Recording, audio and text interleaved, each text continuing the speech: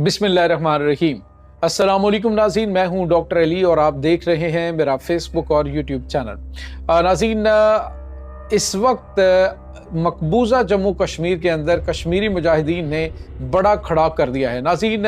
दिवाली मनाई है उन्होंने, लेकिन दिवाली किस अंदाज में मनाई है इसकी भी ताज़ा तरीन अपडेट आपके साथ हम शेयर करेंगे। भारतीय फ़ौज के ऊपर बहुत बड़ा और खौफनाक हमला हुआ है और इसके साथ ही एक और बड़ी खबर है कि पाकिस्तान के जो प्राइम मिनिस्टर और पाकिस्तान के आर्मी चीफ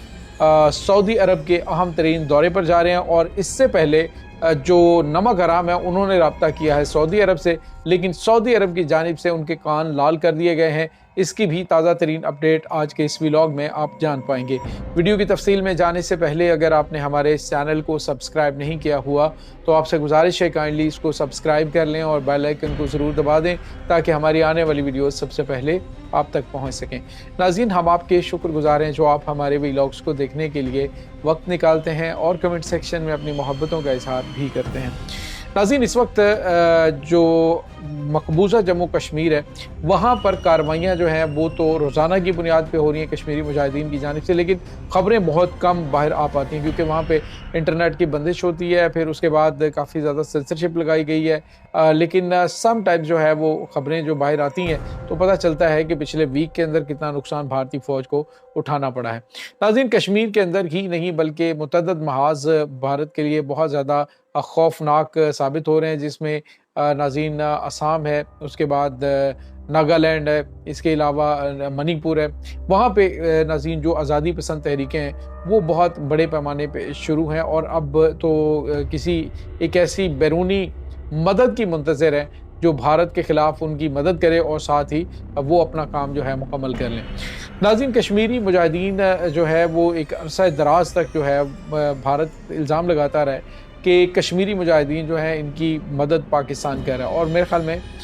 एक वक्त था कि जब पाकिस्तान इनकी मदद करता भी रहा है। बाद में जब ये बॉर्डर लाइन लगी है और सारे मामला हुए हैं तो फिर जो है वो चीज़ें इतनी ईजी नहीं रही और पाकिस्तान मुदाखलत नहीं कर रहा। पाकिस्तान को बस बदनाम करने का सिलसिला भारत की जानिब से जारी है। पाकिस्तान अखलाकी मदद तो पूरी पाकिस्तानी कौम करती है कश्मीरी मुजाहिदीन की और सफारती मदद भी उनकी करती है। रही बात यह कि कश्मीरी मुजाहिदीन अब खुद इतने खुद कफ़ील हो चुके हैं इन मामलात के अंदर कि वो वेपन्स न सिर्फ खुद बना रहे हैं बल्कि जो उनकी स्नाइपर गन्स हैं और फिर उनका जो अब हमला करने का तरीका पूरे प्रूफ के साथ, वो चीज़ें इस वक्त ऐसे लग रहे हैं जैसे वो गज़ा वाले जो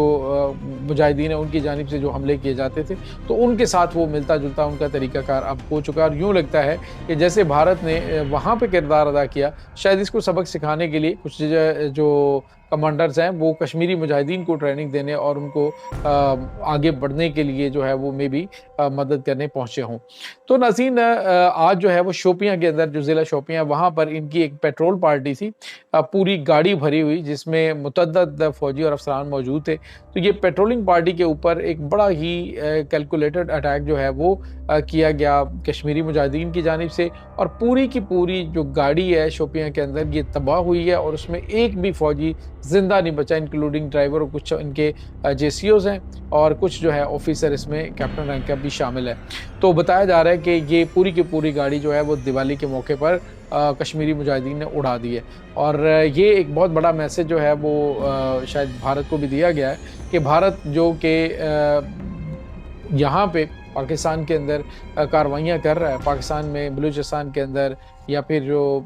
KPK के अंदर जो कार्रवाइयाँ कर रहा है, तो उसको ये देखना चाहिए कि उसके कहाँ कहाँ पर अपने मुल्क के अंदर मामलात हैं, वो अपने मुल्क के मामलात को या अपने इलाकों के मामलात को बेहतर करने की बजाय दूसरे ममालिक के घरों में आग लगाता है। तो अगर ऐसा करेगा तो डेफिनेटली नताइज तो इसको भी भुगतने पड़ेंगे। तो ये नाज़रीन कुछ ताज़ा तरीन अपडेट जो है वो चल रही है। इसके बाद एक और बड़ी और अहम खबर आ रही है नाज़रीन कि पाकिस्तान के प्राइम मिनिस्टर और पाकिस्तान के field marshal general Asim Munir जो हैं वो सऊदी अरब का अगले हफ्ते में दौरा करने जा रहे हैं। नेक्स्ट वीक में ये शेड्यूल है और ये पहला है नाज़रीन दौरा पाकिस्तान का सऊदी अरब के साथ दिफाई मुआहिदा जो है वो करने के हवाले से, यानी दिफाई मुआहिदा करने के बाद का ये पहला दौरा है जिसमें पाकिस्तान के आर्मी चीफ और पाकिस्तान के प्राइम मिनिस्टर वहाँ पे जा रहे हैं। और नाज़रीन, इस दौरे के दौरान बहुत अहम तरीन मुआहिदे वो होने जा रहे हैं। इसमें एक तो दिफाई मुआहिदे और दूसरे मुआशी मुआहिदे।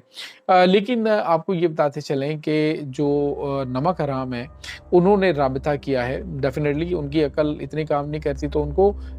सऊदी अरब के साथ रब्ता करने के लिए भारत ने कहा हुआ है, भारत इनको डिक्टेट कर रहा है इस वक्त। तो इन्होंने रब्ता किया सऊदी अरब से और कहा जी को जो बॉर्डर के हवाले से पाकिस्तान और अफ़गानिस्तान का मामला है उसमें अफ़गानिस्तान को सपोर्ट किया जाए, अफ़गानिस्तान का जो मौक़िफ़ है उसकी तायीद करें। जिसमें सऊदी अरब ने इन्हें जो है वो मुँह यूँ कह लीजिए कि मुँह पे थप्पड़ रसीद किया है और उन्होंने कहा कि जो इंटरनेशनल बॉर्डर्स डिक्लेयर्ड हैं वो इंटरनेशनल बॉर्डर्स ही हैं। और नाज़रीन, यहाँ पे आपको ये बताते चलें कि अगर ये डावरन लाइन का मामला अफ़गान तालिबान की जानिब से खड़ा किया जाता है तो फिर जो है वो रशिया, जो रशियन एम्पायर है उसके भी क्लेम्स हैं और वो भी खोता खुलेगा। उसके बाद जो पर्शियन क्लेम्स हैं उसका भी खोता खिलेगा। तो फिर ऐसा नहीं होगा कि ये अफ़गानिस्तान जो है वो सिर्फ डावरन लाइन का मामला इनका होगा, एक हिस्सा ताजिकिस्तान के पास, एक ईरान के पास और एक पाकिस्तान के पास आएगा। तो ये चीज़ें जो इस वक्त अफ़गान तालिबान के कान में भरी जा रही हैं, ये बेसिकली इनको जो है वो